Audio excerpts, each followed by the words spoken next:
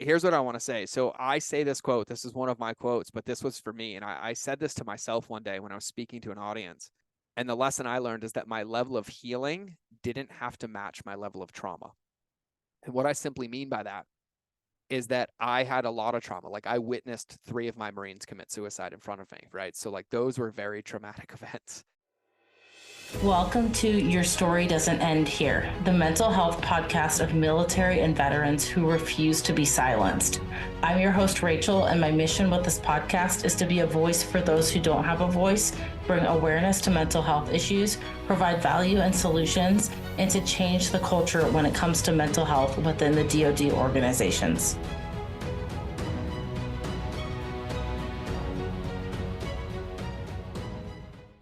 Hey everyone, thank you so much for coming back for another episode of Your Story Doesn't End Here. Today's guest is George Bryant. George is a New York Times bestselling author, top-ranking podcast host, and highly sought-after digital marketing consultant who helps entrepreneurs ethically scale their business through his trademark relationships beat algorithms model.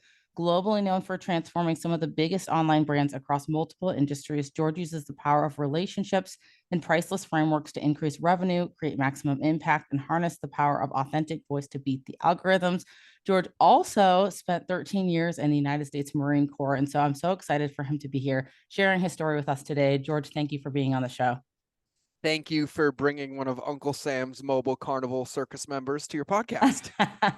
Well, it is a pleasure to have you. And I'm so excited to hear what you have to say. You know, when I met you, it had nothing to do with military. So I was actually surprised to hear that little blip Yep, about your time served. And I'm sure it has so much to do with, who you are as a person and, it what you're doing does. today. And so I'll pass it off to you to share your story. Yeah, it's really, really interesting because there was a part of my life when I got out of the military that every human I ever met knew I was in the military, and now I'm in a part of my life where I never tell anybody, and I can kind of forget most of the time. Like I got asked the other day, someone's like, "Would you like a military discount?" I'm like, "No, thank you." And I'm like, "Wait, why did I say no?" Yeah, of course I do. I was in the military. Right. So it's really, really interesting. So I'd prefer conversation. So I'm going to give you the 30,000-foot short version because we would be here for 9 hours if I gave you my whole biography. So to summarize, I grew up in Massachusetts, pretty tumultuous childhood from physical abuse, emotional abuse, mental abuse, sexual abuse, drug abuse. So around like 13, I really kind of was like homeless, getting bullied. I was the only white kid in my class for 3 years. My front teeth were knocked out 3 times. My nose was broken twice, all before I was 16. So I was kind of like homeless working. And so I did what any kid would do that wanted to survive. I was like, what's the hardest thing I could do? And I was like, I'll join the Marine Corps. In hindsight, I should have joined the Coast Guard or the Air Force. I have no qualms about it. Everybody can make fun of me. I know. I did join the Marine Corps. I'm happy I did, but man, I would do a different path if I went backwards. But I literally was like, I'm gonna die if I stay here, and I didn't want to end up like any example I had in my life. And I don't know why, I don't know what, but I just knew I had to leave. So tried to join the Marine Corps, but I was too fat because I was bulimic most of my life from the sexual abuse, and so I actually had a recruiter help me lose like 70 pounds. And then on July 29th of 2002, I went to Parris Island, South Carolina, and started a new life. And I ended up becoming honor graduate at boot camp, went to Marine combat training, became honor graduate, went to my MOS school, became honor graduate, and then had a pretty good career. 2004, got deployed for 13 months and almost lost both my legs in 2004 from exercise-induced compartment syndrome. Had to relearn how to walk again. They wanted to amputate them. Ended up going back to full duty. Did another tour in Afghanistan, ended up with 7 concussions and traumatic brain injuries. So at about year 12, the Marine Corps was like, hey, it's been fun and we know you want to do this for the rest of your life. And I just got selected for E7. And they're like, but we're going to medically separate you, not retire you. We're going to medically separate you. So they basically started a med board, and I kind of accidentally became an entrepreneur. And truth be told, most of the lessons, the experiences, and the takeaways of how the military has benefited me and my mental health around it all has all actually kind of been exposed or healed or worked through entrepreneurship for me, because there's nowhere to hide really. And so, yeah, so that's kind of like, the big overarching. And, while I was in the military, It was when I was in Afghanistan in 2010.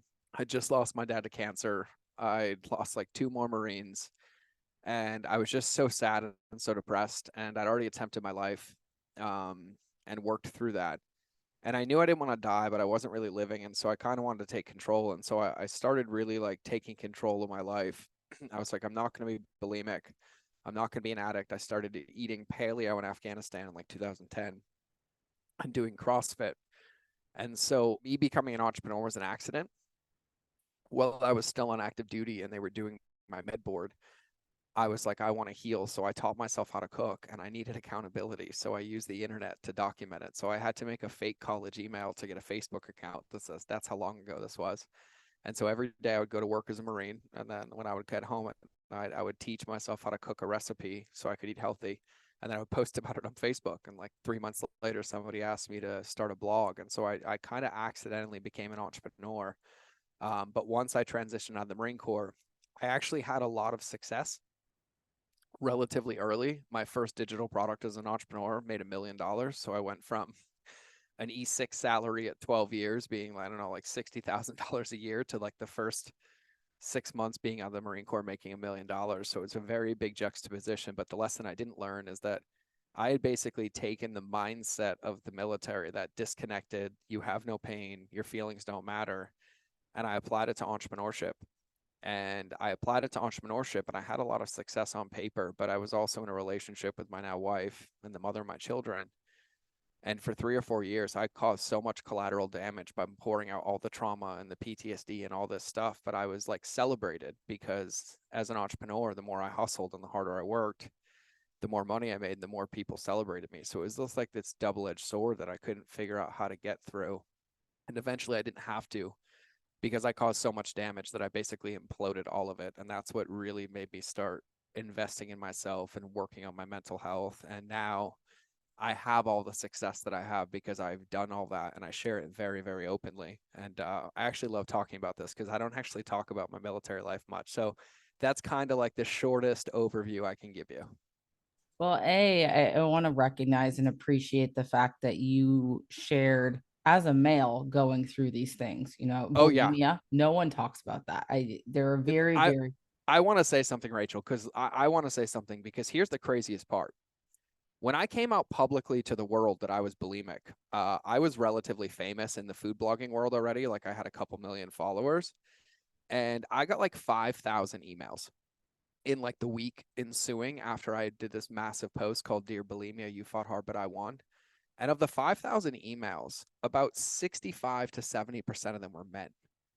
And then when I started healing and getting into this and starting getting into like the therapists that do research around this, it's alarming to me that there's actually more men with eating disorders than women, but it's so socially unacceptable to talk about or shamed. It's mind blowing to me. So I'm glad you said that, because in the Marine Corps, when I became open about it, I told a few of my Marines. I actually had quite a few male Marines that all struggled because the height and weight standards in the Marine Corps are crazy and they don't take into account muscle or fitness, and they try to make you fit in this box. And so every 6 months, I would see half of my male Marines literally exhibiting and falling prey to like eating disorder behaviors for 6 months. And then in the other 6 months in the off season, the binging and the falling off side. So it's so prevalent. It's mind blowing.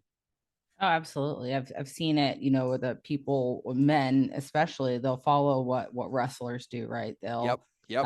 They'll Yep. go on these horrible, horrible diets, and Yep. no one's really talking about it on the male side. So that's why I No. really wanted to recognize that, because I've talked to a few females about the body image and the eating disorders and stuff in the military. And obviously it's a military wide problem because Oh, the body standards are archaic. I mean, they haven't oh my changed God. in years. My whole career, like literally, I had to spend 13. This was so crazy. Like I would come in, I was a fucking staff NCO. Like I'm an E6 and I have a perfect PFT and I have a perfect CFT at 300, 300. They're like, they do their stupid weigh me and I'm like, 11 pounds over. And then they tape me and their stupid tape standards say I'm like 22% body fat. I have a fucking 6 pack. Like I have a 6 pack. And my commanding officer writes me up for being out of weight. So then I have to fight it and request like a DEXA body scan. They approve it. They do my body fat. My body fat's 8%. Wow. And I was like, you guys are trying to cost me my career. Like, this blows my fucking mind. It's Yep. so crazy. I forget about some of that stuff, but Yeah. I also, I also now look back at the machine and recognize that the military, we're dispensable pawns, right? There's a reason there's famous Amos cookies, Ripid energy drinks, as much nicotine and caffeine as you can get on deployment, and no Right. healthy food, right? Right. Like, it's like they know we have a shelf life, and that 18 to 28, if they can extract as much of that juice as possible, they're going to. But yeah, it's super prevalent. And it's a big part too, as the component of like mental health, because one of the things that I didn't recognize for so long was how powerful the military was in teaching me structure and teaching me consistency and teaching me discipline, but also how dangerous that is if I don't intentionally change the behaviors that I'm being disciplined around. And when I got out of the military, I took a lot of the discipline and the routine, but I kept the military behaviors. And until I changed the behaviors with that same structure, I really, really struggled with mental health. Oh, yeah. That statement is powerful because it's so true. I mean, we see complete polar opposites of people that get out of the military. Some become homeless and they live in the Yep. lifestyle of addiction, right? And other people become very successful. Other people in between kind of stay stagnant and, maybe live with a parent or something. But you mentioned that the military teaches us discipline, and how you take that discipline, it matters, but no one's really actually giving people the tools to get No, out of the military and no, no, structure that the right way. no. So, Listen, let's call it what it is. And I want to say something important to what you just said, that's kind of like a paradox, because it's really easy to like look at vets, and I have some of my former Marines. I still talk to a lot of them and I help them, and I've helped some of them through deep, dark situations. But, it's easy to look at a vet that becomes homeless and has an addiction to a drug, because it's crazy to see all the vets that get out that are so disconnected, and they use that addiction, and it's celebrated and it causes trauma, because both of them up in the same place. Eventually, by force or by pain, if it's not done by choice, you get hit with rock bottom, right? You get everything you want, right? I remember for me, I was like, when I have all these things, I'm going to be happy, right? I had the $1 million, I had the car, I had the house, I had the wife, and I was more empty than I'd ever been in my whole life. And then I had a buddy who was homeless, and he loved it because of the simplicity in the space. He ended up finding his heart and then going on and becoming really successful. And we both ended up in the same place.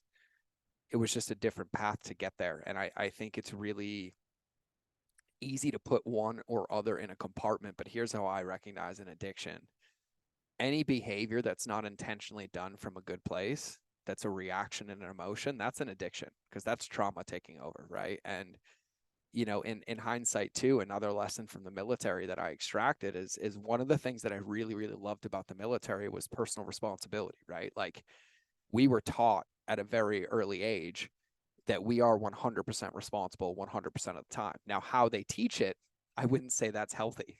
Buddy fucking, throwing your people under the bus, baiting, trapping, gaslighting, right? But at the core, what it really teaches you is that like low level, low unit responsibility. Like, I am responsible for everything. And when you can take that lesson out and go into the world and not, be taught to gaslight your soldier or your Marine underneath you, but take the principle and understand the healthy part of all the power and the value that comes from really living and believing that way, was another huge lesson that I extracted, that once I was able to heal from the trauma and the pain, I could see the value in that. And I think it's one of the reasons I'm successful now. oh yeah, perspective is absolutely everything, because you can look at a military career a million different ways and pull positives and pull negatives from the exact Yes. same situation, right? It Yep. depends on how you look at it. But I think that group of people that you're spending time around in the military, it really matters too, because Oh, for sure. everyone is so in their environment, and the Yep. attitude of one person, and I've heard this on the civilian side before too. I mean, if one person shows up to work disgruntled, it can ruin the attitude of the entire unit for Yep. that entire day, maybe the entire week sometimes, right? So Yep. that's what we're trained in the military, and it can be so incredibly difficult to get out. and to, now be on your own and have to recognize things, on your own without your unit and think for yourself, really, I mean, is the huge thing. So I think some people struggle in the entrepreneurship world outside of the military. I know I did. I got out Yeah. 2021, and to go from being told what to do every day to now being in charge of my own schedule was really, really challenging for me. So did you find that stuff came a little more easy for you, or did No, you no, find that no, no, no, challenging? no, no, no, no. And before I answer that, and that's an incredible question. Before I answer that, I want to make a point to what you just said, though, because one of the things that I realized later on in my career as a Marine was that, there's always going to be those people that walk into a room that like piss on the morning, or somebody pissed in their Cheerios for the day, right? And there's always going to be those people that walk in the room that are like unicorns and rainbows. But one of the things that I caught about a decade into my career was that in any given situation, if I didn't like the energy that was in front of me, all it was an invitation for me to lead it somewhere else. And I simplify this down to people now too, because this is a big lesson. And in the military, we're taught that everybody's a leader. But one of the things that I don't think is taught enough is empowering people to take their own seat at the table rather than convincing them that we have to take their seat out. Does that make sense? Like, Absolutely. I met so many Marines that like I had these little like E2s and E3s, and they were better than my E5s and E6s. The only difference was is they didn't see that they were better, and not from a performance place, but they would act timid and shy, right? And they would want somebody to tell them. And I saw a lot of that in my career, and I started to recognize like one of the reasons I was successful in the military is because I loved and respected the structure, but when I would go talk to the colonel, I didn't talk to the colonel like he was a colonel. I talked to him like he was my neighbor, right? I always found this common ground to relate to the human, because I was like, underneath the rank, underneath the uniform is a human, and in a human being, like we're in relationships. And I was like, in a relationship, there's only two roles. You're either leading or you're following. And I'm like, if no one's leading, I'm jumping in that bucket every time. And I think it's an incredible thing. And I wanted to speak to that point because I think for a lot of my career, and I would challenge people listening to this, and probably you as well, that in a lot of your career, I remember in the early stages, like not having a lot of rank and my voice not mattering and feeling like I didn't share it. And those were moments for me, because it wasn't that I couldn't share it. It's that I didn't have the communication or the confidence to go up to my senior and find a way to communicate effectively of like, hey, have you thought about this? Right. And so it like conditions this bad behavior in us, and it's like a muscle. And this leads into the answer of your question, which is knowing that that's a muscle, how can you kind of retrain it? And the only way to retrain it is to retrain it with different reps. And so what happened to me when I got out of the military was that I kept the routine, because I was 13 years in of getting up at like 3:50 in the morning, right? And going to bed at like 11 p.m.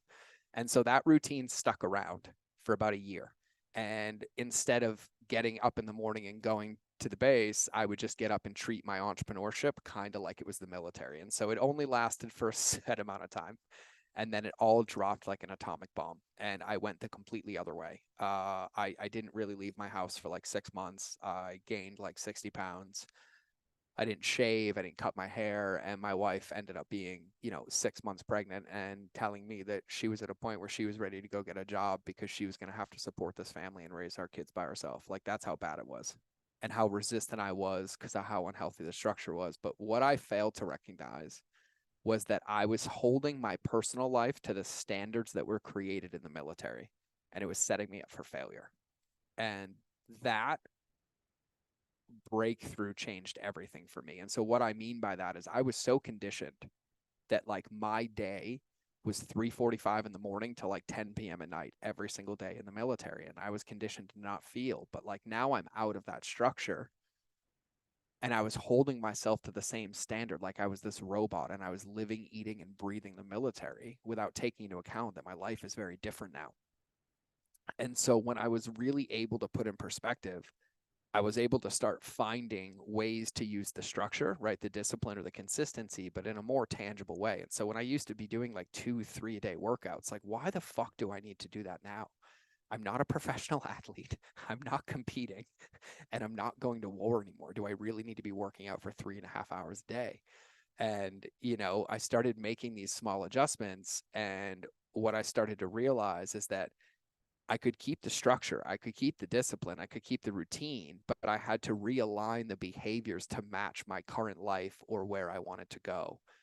And that's what I failed to recognize for so long, is I never hit the pause button and said, okay, the military sucks at transitioning me out. Got it. They sucked my whole life and career. They were good at one thing, extracting everything out of me. Let's call it what it is.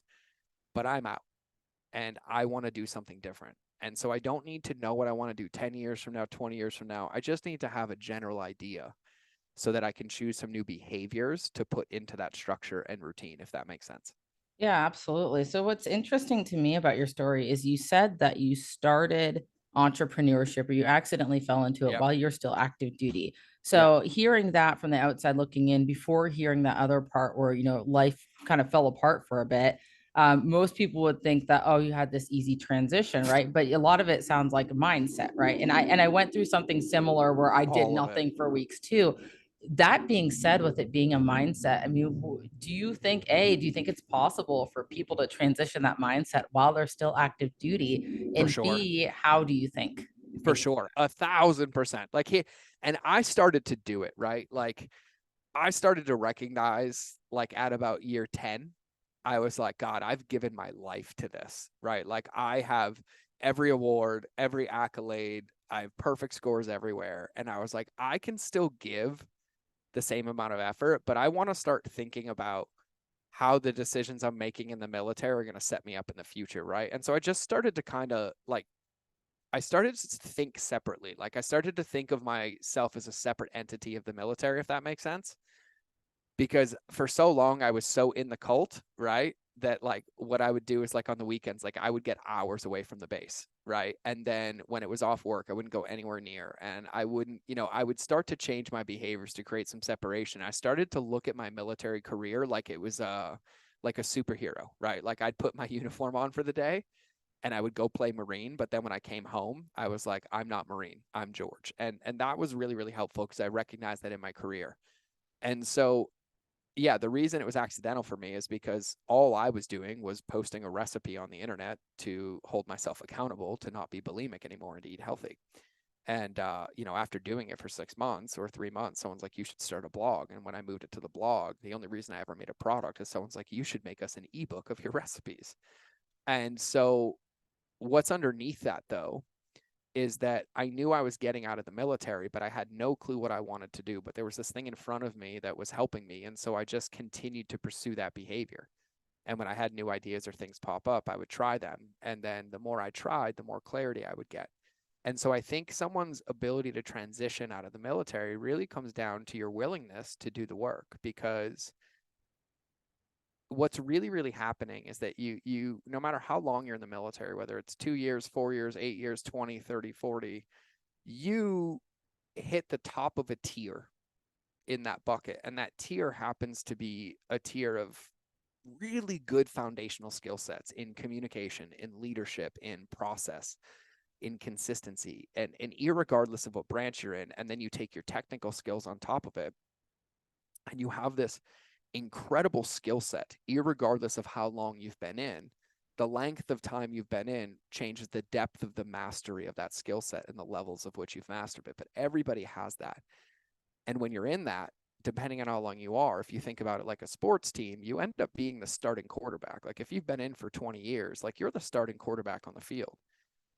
But what you have to understand is when you get out of the military, you keep all the skills, you keep all the knowledge, but the game has changed. And so you might not be throwing balls anymore, but you might be using that knowledge to do something different. And the mistake that I see most people make is they try to just go right from what they're doing in the military directly into the same thing out without thinking about it, or they're trying to find a one for one. And I think you really have to bring awareness to, you know, what do you want your life to look like? Whether that's you want to try a job in a career, you want to go private sector, a lot of people go get civilian contracting jobs, or you want to get your hand as an entrepreneur. You got to give yourself the space to think about it and ask the questions. And if you want a book recommendation, I would recommend the book Vivid Vision by Cameron Herold. But what you want to give yourself is you want to give yourself the ability or the space to think about your life outside of the military. And then understand that every decision that you make when you get out is going to have a faster learning curve because of all the skill sets that you've developed. And so you're literally taking this massive skill set that you've been playing in most of your life, but the game that you've been playing is canceled. It no longer exists. but it doesn't change your mastery and all those skills that you have. But now, when you start transitioning, the faster you can take those skills and start toe tapping, whether you go shadow somebody or take an apprenticeship or start posting online about an idea or start inundating yourself in an industry you're interested in, the faster you do that, the more clarity you're going to have that's going to give you those basic behaviors to put into that structure that's going to actually be your transition. And the thing that I struggle with the longest is that transition is not about thinking. Transition is about action. And I was stuck for so long because I thought I needed more information, but the information I needed only came from when I took action. And so the analogy I use for people is if you tell me you've never run before and you want to run a marathon in 12 months, well, if you're option A and I give you every book on marathon running, I give you every scientist, I give you every video, and you spend the first 6 months studying running mechanics and everything, and then start running, you're not going to do that good in the marathon. But if you're in bucket B and I'm like, cool, you want to run a marathon, here's your shoes and here's your walking to running plan to be running, 3 miles at the end of the month, go. And then in that process, you learn about running mechanics, you're going to run that marathon. And so what ends up happening when people got out of the military, and when I got out of the military, is I got stuck in bucket A.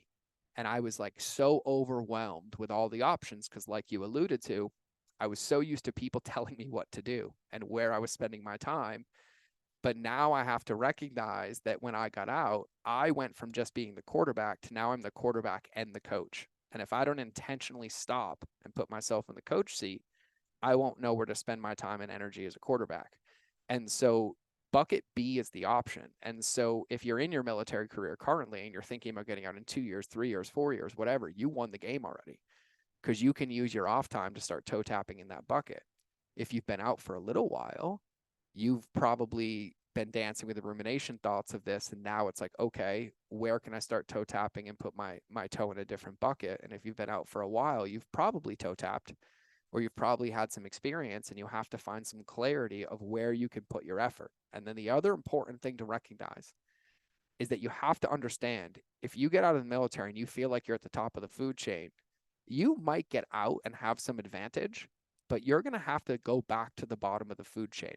And one of my great teachers reminded me of this a long time ago. But like when I got out of the military, I considered myself at like the peak and pinnacle. I had done so good and so well. So I was like, oh, when I get out, entrepreneurship's going to be easy. And he walked up to a whiteboard and he drew it for me. He's like, okay, so we'll call your military career a mountain, right? So like you peaked the mountain. And then he's like, yeah. And then he draws the bigger peak in front of it.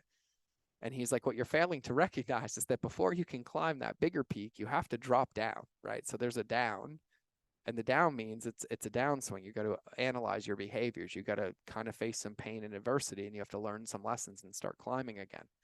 And so I tell anybody transitioning from anything, whether you're transitioning from the military or from a 9 to 5 or from a relationship, the most important thing you can do is pause. Because the longer you pause and the more space you give yourself to ask yourself some better questions, to think about your vision, to really envision what your days would look like or what's next for you, once you get that clarity, you just pick a behavior that would allow that clarity to be the byproduct of the behavior. And then you commit to those things consistently. And that's where you take the structure and the routine from the military that set you really, really up to win, in my opinion. So I hope that made sense.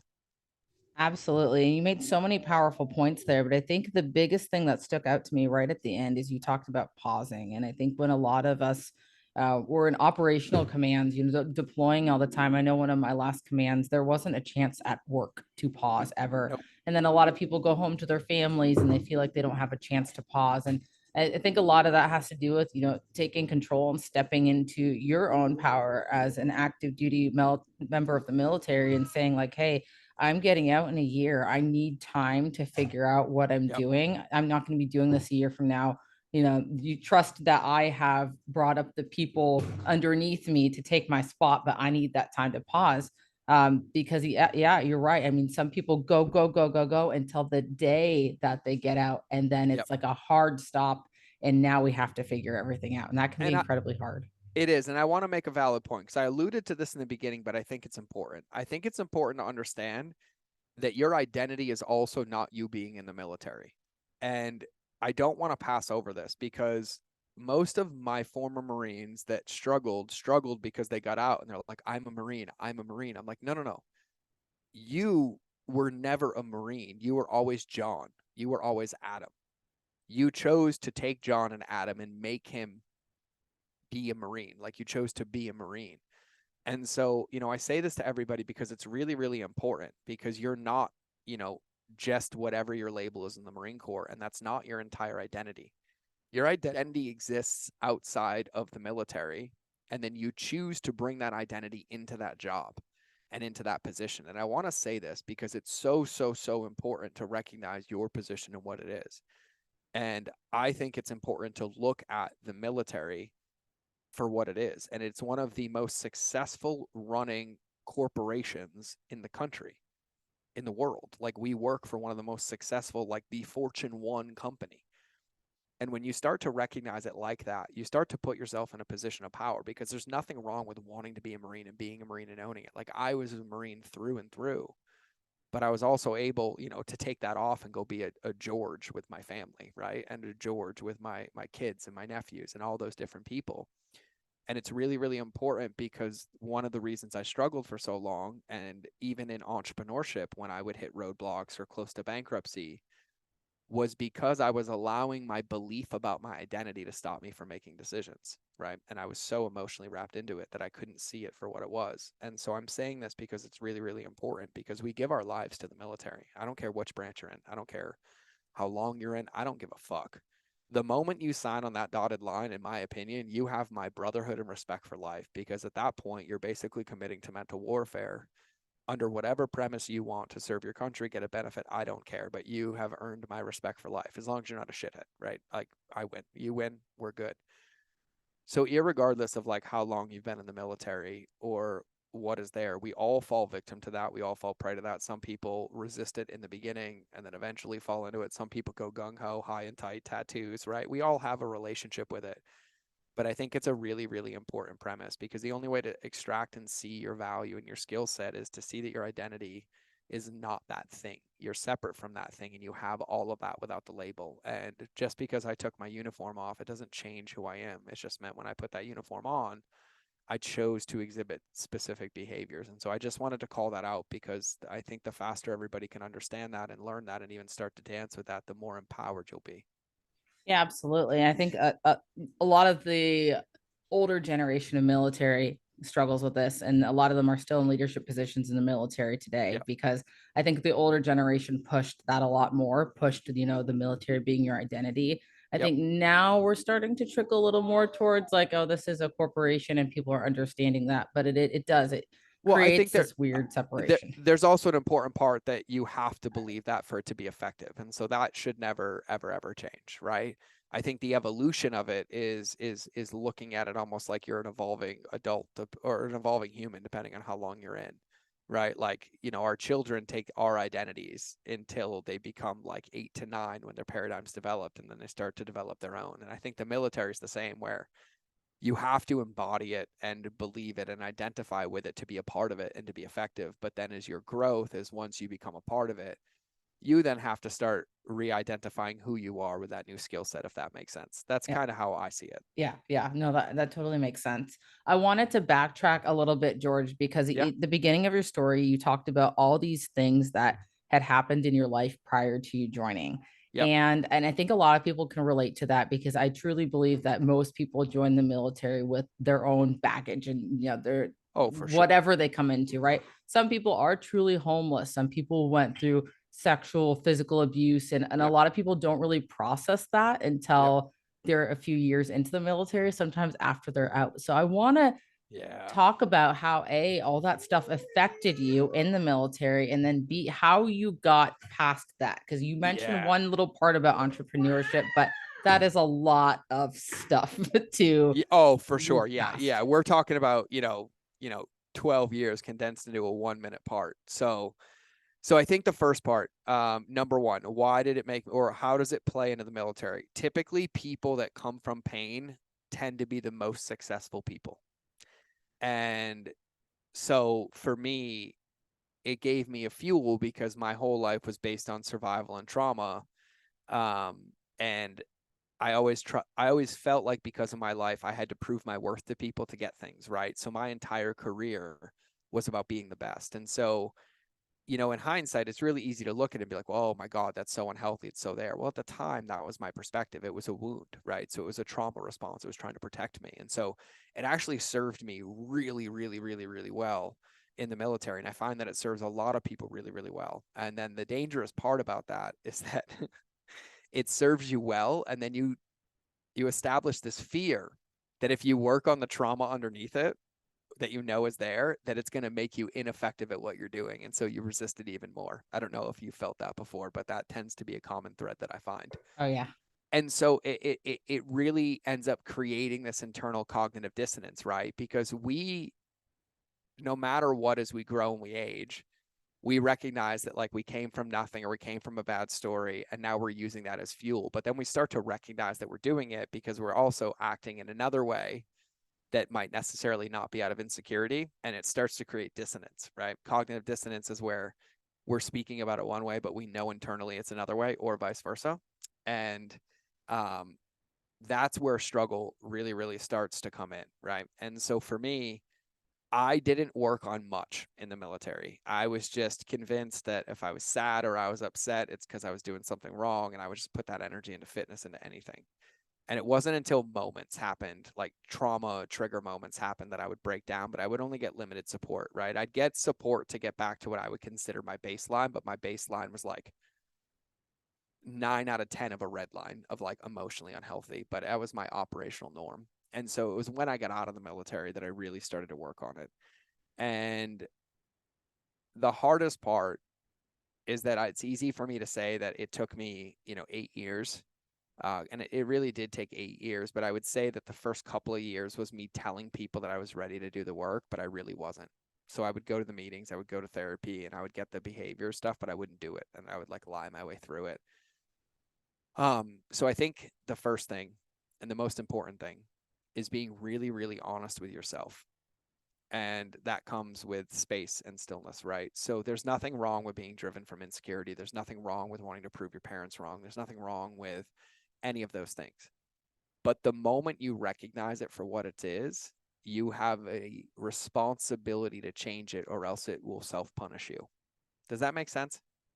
That does make sense. And you have this theme that keeps coming up of Yep. space and Space. pausing. And You're gonna hear about it a ton. oh, yeah. And it reminds me, I went to this Jay Shetty event a few weeks back in Seattle. Yep. And one of the things that Jay Shetty's big on is meditation. He obviously spent some Yep. time as a monk, and he had one of the members of the audience, actually, she was very much addicted to her phone, but he had her sit in this like blackout Yep. booth that he had created for, Yep. I think it was only like 2 minutes or so. Yep. Yep. And it's interesting because that principle, he was trying to simulate a cave because he likes to Yep. meditate in these caves, and it reminding everyone that people don't do that. People don't take time to just be still Yep. and do Yep. nothing. And I think there was a survey done. I don't know the exact numbers, but some people would rather be shocked with Yep. electroshock Yep. than sit with their own thoughts for 15 minutes. I actually read that study. Yeah, it's crazy to me, right? It's oh fuck it. I will go on a whole tangent. I even forgot my thought, but I'm gonna give you a thought on this one, and maybe you can remind me where I was. So here's the deal.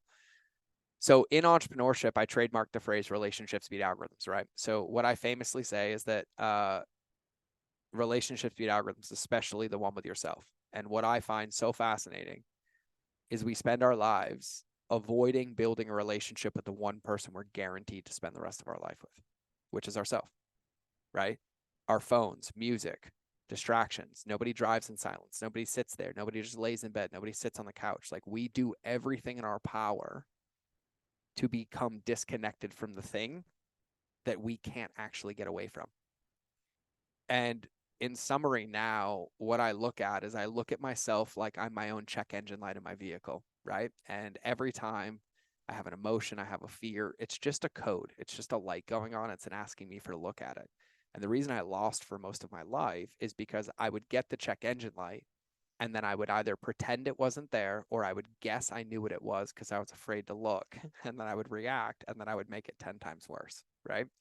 And so awareness, stillness, being able to exist with yourself is literally where most of this is unlocked. And so earlier, what I was alluding to is that, like, in that transition, the most important thing you can do is you can become really, really aware and just create space for reflection. And here's the thing with meditation. Meditation is nothing more than intentionally being in the moment. That could be you walking in nature, and then every time you find yourself thinking, just bringing yourself back to your breath or your foot. That could be sitting still in a chair. It could be, it's you intentionally creating presence. That's all it is, right? But that awareness is kind of like the biggest secret and the piece.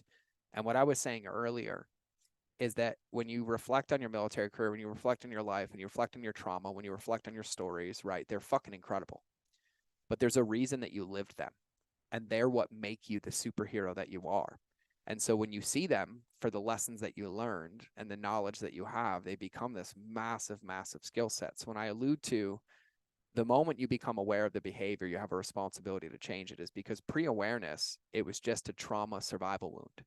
The moment you have an awareness, you've actually done all the healing, because the point of therapy and the point of healing and the point of work is to bring the traumas and the things that we've suppressed to the surface so that we can address them and change the behavior around them. It just so happens that if you've been succeeding in your whole career and you get burnt out and you're reflecting one day and you're like, God, I've been doing all of this because I'm massively insecure, what you might not recognize is that you've already won the game because you have an awareness of the trauma. So the next step is, well, what behavior or what action could I take that would be maybe out of abundance or maybe out of grace or out of a different energy? And then you choose it and you move forward.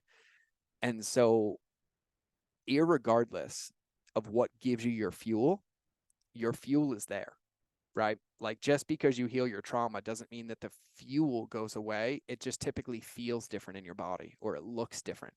And so you have to start to develop this relationship with it. And so I don't know if that's helpful, but that's kind of how I think about it.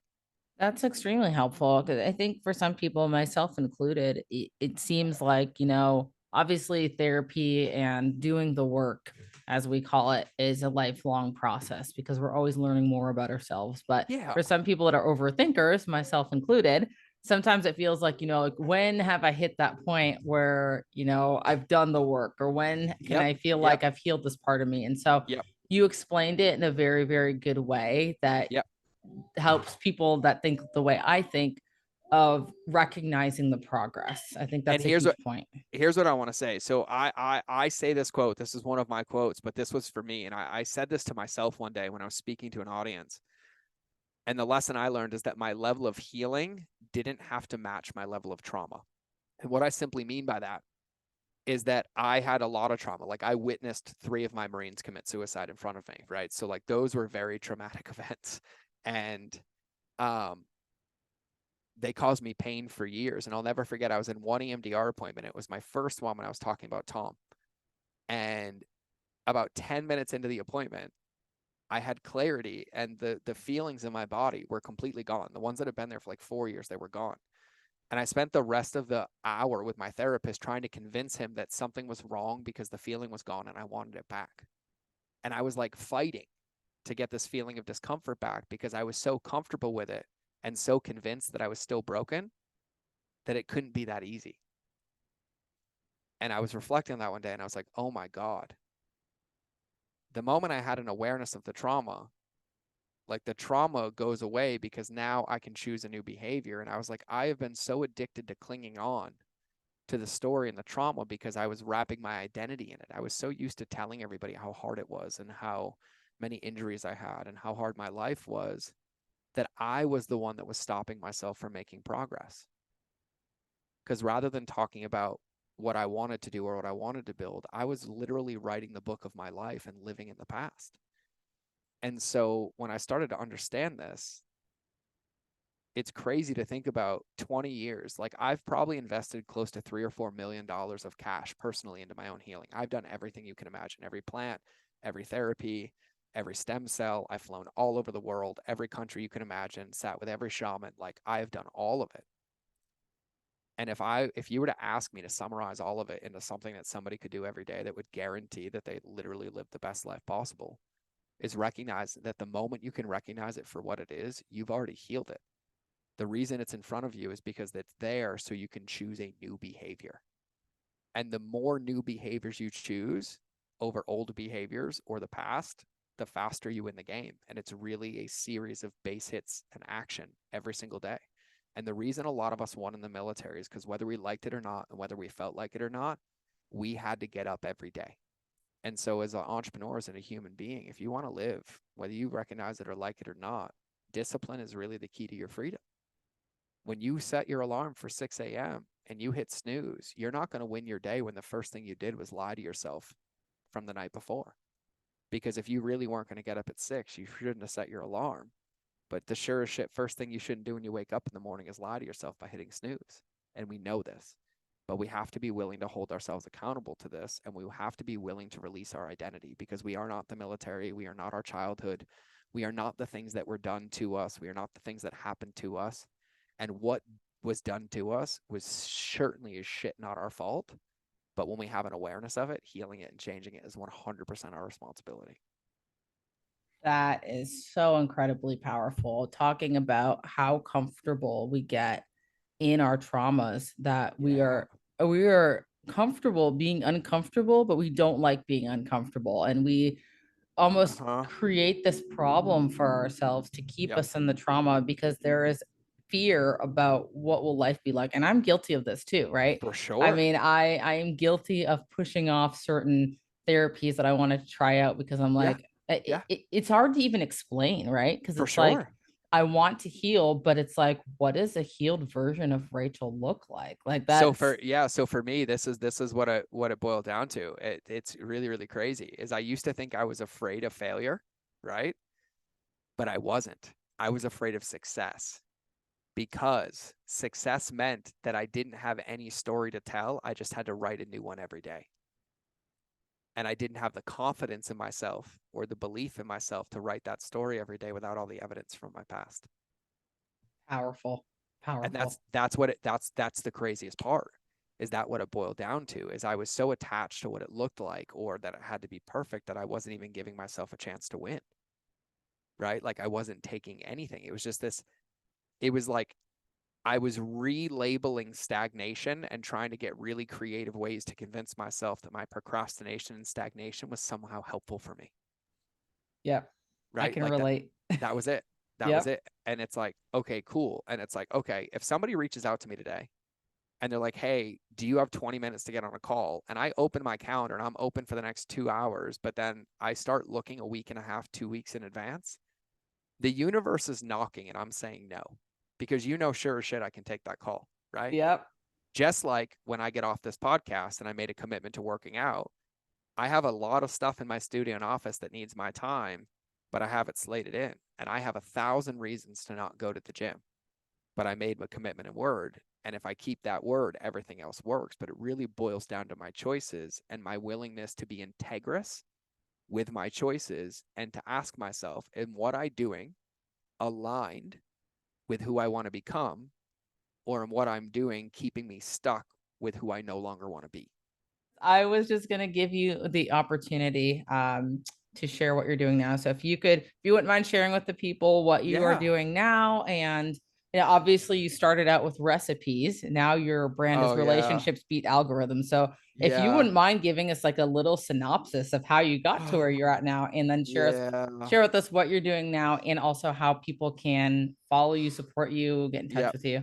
Yeah. So what ended up happening is, I ended up getting medically separated and fell into the food blog and had a lot of success there.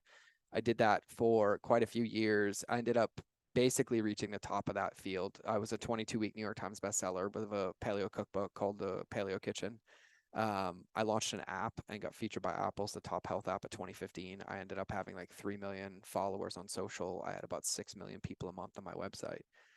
And I basically burnt it all to the ground. And my wife was 8 months pregnant and we were about 3 weeks away from bankruptcy. So I went to the jungle and I spent 7 days in silence, which was the hardest thing I've ever done in my life. And that was the thing that cracked me. And it was that relationship with myself, and why I'm so bullish on what I share with you. And I went down there and I told the shaman what I was struggling with, and he said, well, the reason you struggle is because you have no purpose in your life. And I was like, well, where am I supposed to get purpose? And he's like, well, that's up for you to decide. And I was like, F off. And I just sat in silence for 4 days. And at the end of the fourth day, I just walked over to my notepad and I had a stream of thought. And all I wrote down on the paper was to stand with structure in the face of resistance to create possibility. And then the next thought that followed was like, you need to walk away from your company. And I was like, what? And I sat with it for 3 more days. And I called my coaches, I called my wife, and I told them my thought. And I said, I need to walk away from this company. And they're like, what do you mean? I'm like, in the next 24 hours, I want to be gone. And they're like, are you going to sell it? Nope. Are you going to close it? Nope. I'm like, no, I'm going to give it away to somebody. And they all told me no. And they told me I was crazy. But I had clarity. And so I did it. And I did it when I had no money and nothing left. And somehow magically 3 weeks later, I got a phone call from a friend. He's like, hey, I'm going to our buddy Jim Quick's house tomorrow. We miss you. Come up. There's about 20 of us there. We just want to mastermind for a day. And these are, peers in my industry, friends of mine, Tucker Max, Aubrey Marcus, lots of famous people. And I ended up telling them what happened. And I told them I walked away and had nothing. And somebody asked a question about marketing. And somebody gave an answer, and it was a horrible answer. And I was like, can I fix that, please? And I got up in front of the room and I taught them what I would do. And then there were 22 people in the room, and then 20 of them hired me that day. And that was the day I became a consultant. And I kind of disappeared off the internet. I changed my phone number, changed my email, and I disappeared from everybody but my family for 3 years. And the clarity I had is that I wasn't prioritizing. And so I focused on my family first, and then I helped people behind the scenes, and I called myself the Oz in the curtain, and I took a couple companies to $1 billion. I took probably 50 up to 100 million, and I helped them all scale their companies and took ownership in some of them, and nobody knew I existed. And then I finally finished healing, and my wife's like, hey, you talk a lot. I need you to go back on the internet because I can't hear this anymore. I don't care if you do it for free. Just go be a dude again. And so then I came back on the internet, and I was like, I'm going to dedicate the rest of my life to giving entrepreneurs everything I wish somebody would have given me in the beginning, and I'm going to give it all away for free. And so now I own 11 companies. The biggest one will probably do 160 million in revenue this year, and the smallest one will do 3 million. I'm on the board of a nonprofit. I'm involved in a lot of things. I have a nonprofit that we donate stem cells and plant medicine to veterans with TBI. I have an anti-aging company with an arm where we donate to veterans. My pink backpack that you can barely see is my tactical backpack company called High Speed Daddy. We make tactical diaper bags for dad and moms. We're veteran owned, veteran operated, and we give 10% to veteran organizations. Everything's here. And so now I spend my time, basically 99% of my time, giving away everything I've ever learned and ever succeeded for free on my podcast. And it's called The Mind of George Show. I focus on mindset, customer journey, relationships, and I literally give away everything for free. So entrepreneurs listen to it, billionaires listen to it, stay-at-home moms listen to it. And it's all the foundational pieces and things that I've learned that I've put together. And so I give all of those away for free. And so I spend all my time basically creating content, giving it away for free. I have a few one-on-one clients that are all 7-figure entrepreneurs that I coach. I'm coaching to take them to, 8 figures and beyond. I do 2 or 3 customer journey events a year for like $600, and they should be 10 grand each. And I teach customer journey mindset marketing for 3 days. But there's a lot of things that I do. It's kind of hard to explain that whole thing in a short time. So here's what I'll say. The best place, if you're interested in finding out more, is my podcast. It's called The Mind of George Show. My website is mindofgeorge.com. It is covered in pink. It is my favorite color. I have it everywhere. Pink and lighthouses. Mindofgeorge.com. My Instagram is It's George Bryant. If you have any questions, you can send me a DM. If I can help you in any way, you can send me a DM. If you want to listen to my podcast, it's up there. You can DM me podcast on Instagram, and I'll send you our top episodes. But that would be the best place to find me. And I think that's the easiest summary I can give you. Awesome. I will make sure to post all that in the show notes for anyone that wants to support and listen. And is that funny? My daughter's laughing at you. I love it. She's so cute. Thank you. Oh, she can see me. Yeah, she can see you. Yep. Oh, I love it. Oh, that's so good. All right. I'll post everything in the show notes for anyone that wants to support and listen. And then the last thing that I'm going to ask you, George, is any last words that you want to leave the listeners with today? Yeah, I have a lot, but I want to say this, and this might even sound a little morbid, but But I went through a very dark time after the military, and I attempted my life by overdosing. And the thoughts never went away, but I had to have a really, really hard conversation with myself one day. And I had to ask myself if I really wanted to live or if I really didn't. And the answer that I came to is that the only reason I was there is because I was choosing to live. And I had to come to a very stark realization what that meant. And what that meant is that any moment that I'm choosing to believe my past and my sorrows and my story, I'm choosing to die, and I'm just lying about what it is, because it's a slow, painful death. And so at the end of the day, the only person who's responsible for your success is you, but you don't have to do it alone. You can win this game. And the more actions you take every single day from a place of self-love and self-acceptance and grace, the faster you're going to be living a life that you dreamed of. And if you ever get stuck, the first place that you should do is lean into other people who support you. When I say relationships beat algorithms, I mean it. But the most important relationship you will ever have is the one with yourself. There's no way to escape it. That's the one that you have. And the faster you practice with it, the faster you date it, the faster you lean into it, and the faster you spend time with people that do that as well and show you how to do it, the faster you'll live a life that you never dreamed possible, and you'll enjoy every moment of it. So I'll leave you with that. Thank you for taking the time to listen in today. With your support, we are able to increase awareness of the mental health issues affecting service members and veterans today, with the goal of creating positive change. If you got value from this episode, please take 30 seconds to subscribe and share this episode within your own network. Until next time, remember, your story matters, your mental health matters, and your story doesn't end here.